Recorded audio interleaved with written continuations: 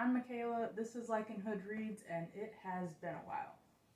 So it is now March 28th, I think? Yeah, March 28th. I had a really busy March, so much so that I didn't get to make a March TBR video or a proper February wrap-up video.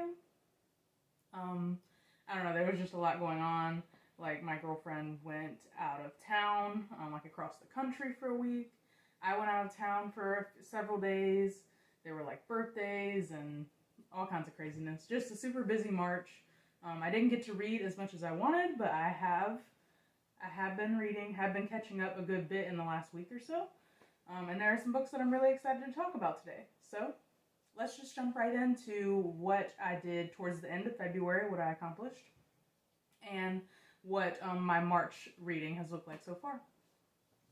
Alright, so for February, I ended up reading 5 books total, which was about 5 less than I had planned to read in February on my February TBR. I guess it was a bit busy too, or maybe I just overextended myself. But let's see, yeah. So I ended up with 5. I read Hall of Smoke by H.M. Long, which I had posted a review for. I read A Falling in Love Montage, To Be Taught If Fortunate by Becky Chambers, Midnight Robber by Nalo Hopkinson. I hope I'm saying that right. The Name of All Things by Jenn Lyons, and I DNF'd one book, Child of a Mad God by R.A. Salvatore. Now, today in this sort of late February wrap-up, I want to talk about A Midnight Robber, The Name of All Things, and the book I DNF'd, A Child of a Mad God. Usually I try not to harp too much on books that I don't like or books that I DNF. I just sort of, take it off the TBR or take it off my account for that month and move on. But I just wanted to say a few things about A Child of a Mad God, because most of the things I didn't like about it are like trigger warning sort of stuff. And I want to go ahead and warn other people that might be thinking of reading it, so they know what to expect or not to, bother if that's not for them. But I'll get to that. First I want to start with Midnight Robber. Give you a look at, that's one of the covers there. Boom. Gorgeous. Look at that. So, Midnight Robber, I picked it up because I'm simultaneously trying to read fantasy that's not rooted in like medieval European sort of stuff, and trying to read more works by people of color, women of color especially, and at the same time trying to get a little bit into sort of classic sci-fi and fantasy without reading Tolkien or Robert Jordan or Brandon Sanderson, essentially. Nothing against those guys, I'm just looking for something else. I guess I'm looking for sort of classic female authors in fantasy and sci-fi. I recently read The Left Hand of Darkness, I think, in January. So far that's as far as I've gotten, and then this isn't exactly classic. I believe The Midnight Robber came out in 2001, but it's still not, that was basically 20 years ago now, which is crazy to me, but yeah, so that's part of why I picked it up, and it just sounded interesting. So what The Midnight Robber is about, it's about a young girl in a, I'm gonna say futuristic, maybe alternate reality also, Jamaican style Caribbean society. Her father is the mayor in a technologically advanced city. And for most of the book, I'm not going to say most, for the beginning of the book, she's a young child. I'm not sure how old exactly. I'm thinking like 5 or 6. And it's about a lot of her like family drama between her parents mostly, because they're both, they are both cheaters, and it's about their infidelities and the drama that causes, and just a little bit of like the politics of the city that her father is the mayor of. And she's young, and so it's from a child's perspective, which I don't always love, and I didn't necessarily love it in this book either. But So it's from her perspective, and she doesn't always understand everything that's going on, which can in some ways be interesting and in some ways be frustrating, but is mostly just sad. But ultimately, all this drama climaxes in her and her father being sent away, or basically her father kind of running away to this alternate dimension, alternate reality prison, another planet? I'm not sure. I wasn't completely clear on the placement of like the settings, the two separate settings.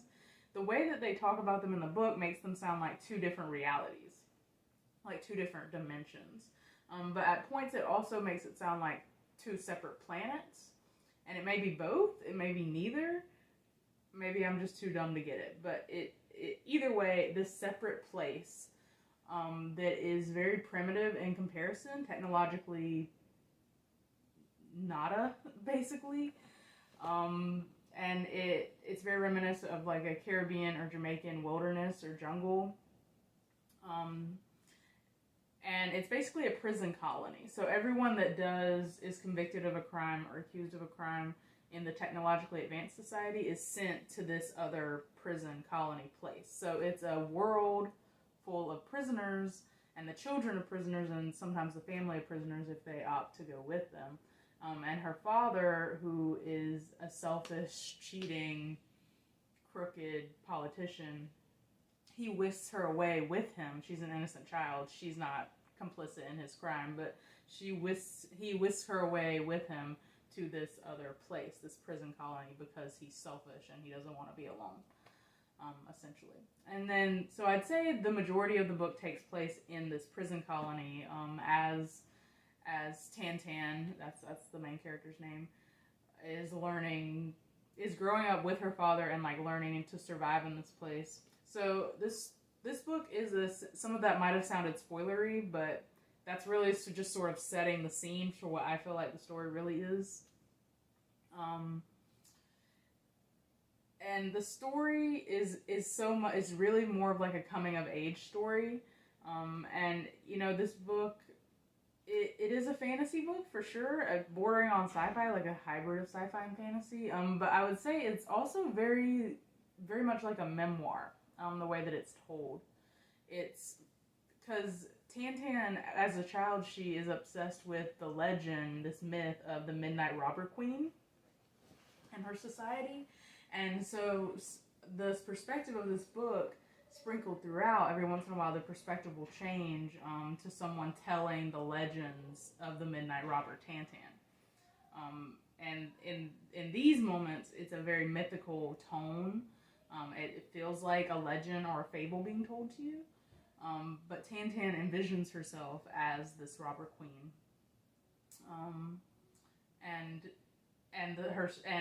It very much feels like a fantastical memoir being told of her life. And that's essentially what it is a story of her life or her young adulthood at the very least. I was not in love with this book. I liked the vibes it was bringing, like the Caribbean, Jamaican sort of vibes, and I read it on audiobook. So the narrator, it's written this way, but the narrator went all out with like the Creole accent. And at first it was disorienting for sure, but I got used to it fairly quickly on the audiobook. I imagine I would have struggled with it more so if I were reading it. Because it's hard for like my brain to adjust to the words being written in a different way, more so than it is my ears to adjust to hearing them in a different way. So I was grateful to be able to read this on audiobook. The narrator did a fantastic job. Like, she was all the way into it, and she did a great job. But I can imagine it's not some people's cup of tea because of that. That was not the reason that I didn't like it. I was bored for a lot of it. And when I wasn't bored, I was upset. Because a lot of upsetting things happen in this book. Like I said, her parents, especially her father, they're just not good people. And they're not good parents. And a lot of this book is Tan suffering. A child suffering things that she definitely should not.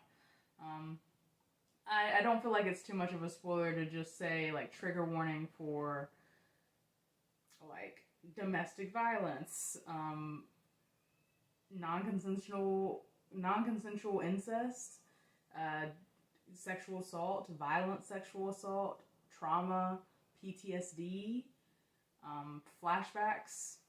It's just a lot of upsetting stuff happens to Tan, and you have to be there for like every moment of it. And this author is brutal. And I say that as a compliment, but she's brutal in her depictions of violence and of Tan's emotional, like her emotions during the violence, and it really makes you feel it. So when I wasn't bored, I was upset.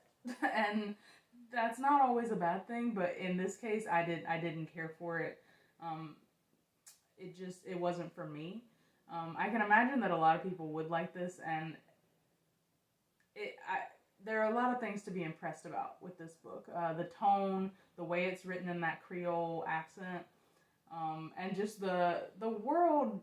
I never really got a very good sense of the world, and part of that may have been because of the audiobook, honestly. I think audiobook has its pros and cons, and that can be one of them, is sometimes I have a hard time like really imagining the world for myself. But yeah, so the actual setting, the world or worlds, was a bit confusing to me, and I feel like if I had a better grasp, I have a good grasp on the prison colony. Like I kind of know what it looks like, and I can picture it in my head. But the world before, the technologically advanced society that they came from originally, I don't really know how to picture that exactly. It seemed like an amalgamation of a lot of different things. And yeah, I don't have a firm grasp on that. But definitely trigger warnings for this book. But it is an interesting read. I'm glad I read it.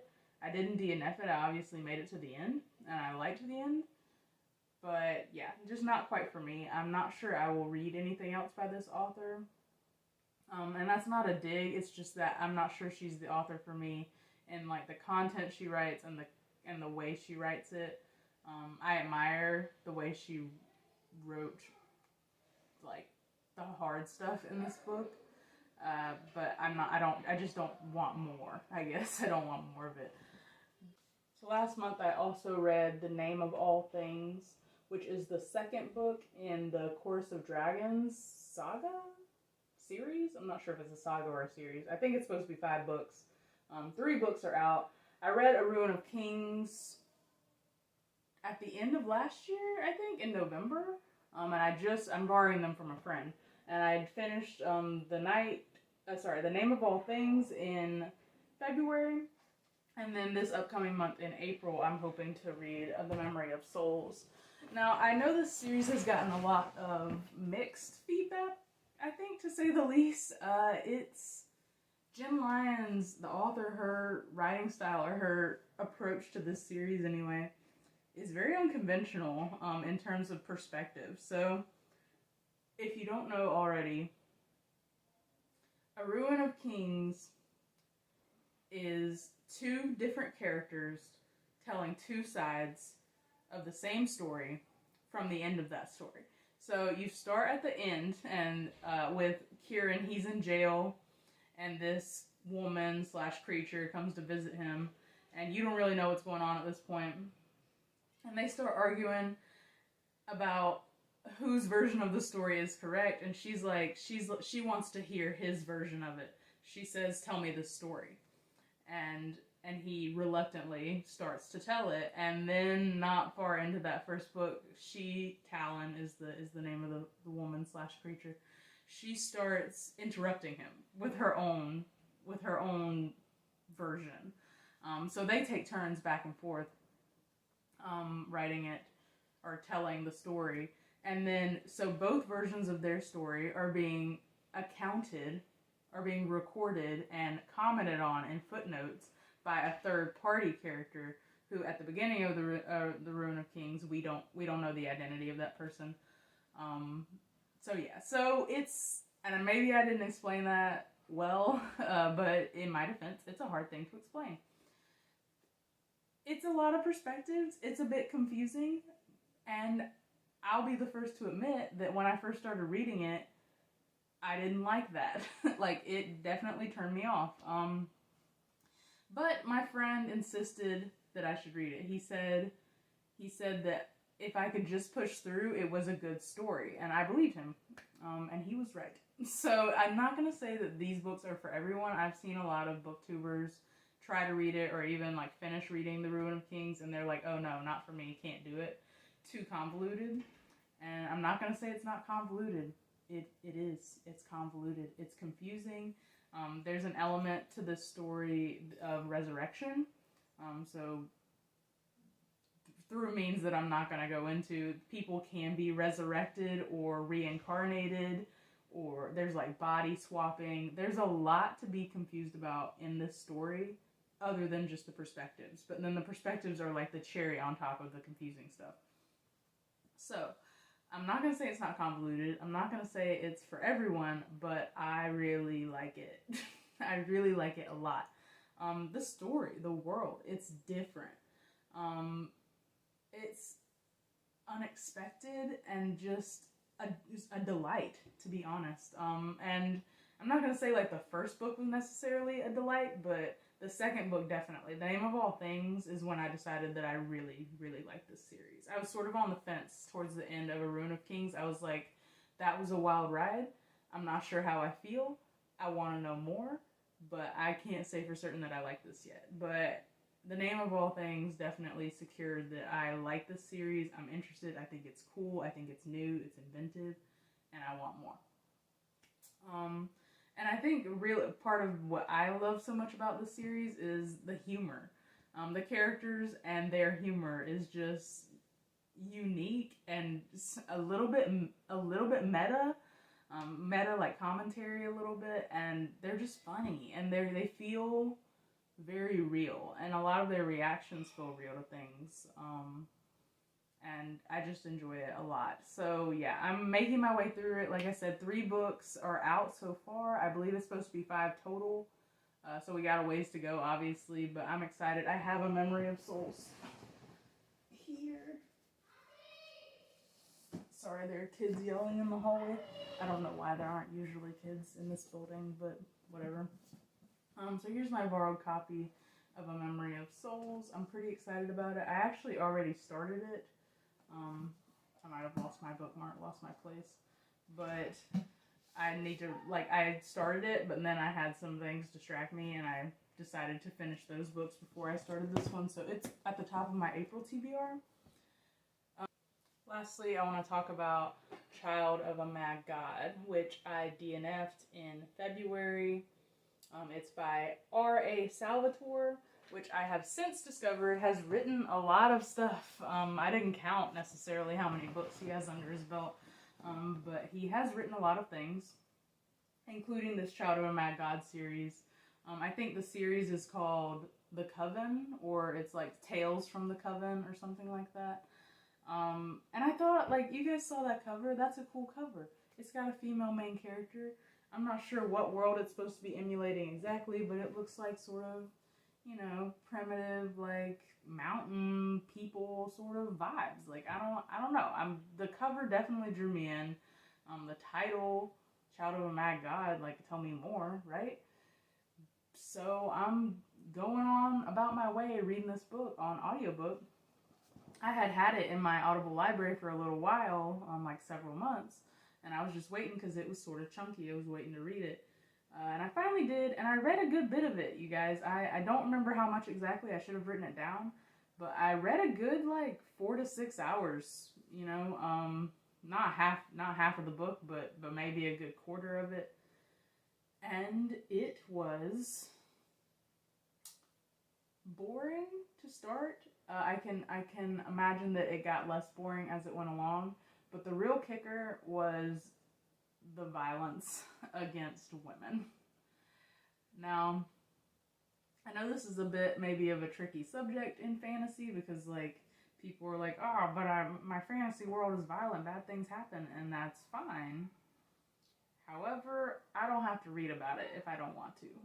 And that was sort of the case with this book, where it's in this society, it's a very misogynistic society. It's 2 separate societies actually that are sort of warring against each other. But both of them are misogynistic for sure, and there was so much violent, like, sexual assault. Sorry, kids are yelling again. They're not my kids, I can't do anything. But there was so much, like, violence against women, sexual assault, and, like, it would have been, and that's a thing that I can usually handle in my fiction, like, a certain amount of it, certainly, but it was kind of glorified, like, because this culture, so it's, like, third person omniscient, or parts of it are anyway, and this culture glorifies it. So it's like a prize of war sort of thing, right? So they go to war and what they get is to rape women and that's their prize. And I'm just, the way it was written, it was pretty graphic, and it didn't feel like it was condemning it or it was like trying to say more about it or any of the things that we're supposed to be doing about sexual assault now. Like, it's just, it was just there to be awful, and it was awful, and I didn't want to read it, so I stopped. Now, based off the reviews I read for this book, a big part of the main character's arc is that she goes and she, like, overcomes this misogynistic society. She's unhappy in it, and she finds a way to, like, rise above it and maybe come to rule it and, like, make change or something. I don't know, I didn't finish the book. But I did go and read, like, a good handful of, like, 10 or so reviews, both negative and positive, that talk about, you know, where the character arc goes, and that the violence against women in this culture, this misogyny in this culture, is part of what that is all about, and that it all, like, comes to something. But I just didn't want to keep going with it. So that's just me. Not putting it down or anything. Maybe it is a good book. Maybe it's a good story. But I just wasn't here for it. And I definitely want to put some trigger warnings on it for anyone that's thinking of reading it. It's like graphic violence against women, sexual violence, kind of what felt like glamorizing that sort of deal. And yeah, so just be ready for that if you're going to read it. I don't know that I'll try anything else by him, honestly. I don't want to, like, count it out entirely, but this was, out of all the series that I looked at for him, this was the one I was most interested in, and if I couldn't get into it, then I'm not sure that I really want to, you know, spend my time on anything else. So there are kids screaming out in the hallway of my apartment, so I think I'm going to wrap it up there. And make that like a February wrap up, and then I'll probably make another video of the books, like a March wrap up of the books I read in March. I'm not quite done. I'm hoping to finish at least one other book before March is over, if not two. But I'll tell you guys all about that in that video. So thanks for watching. Have a great day, and I'll see you soon.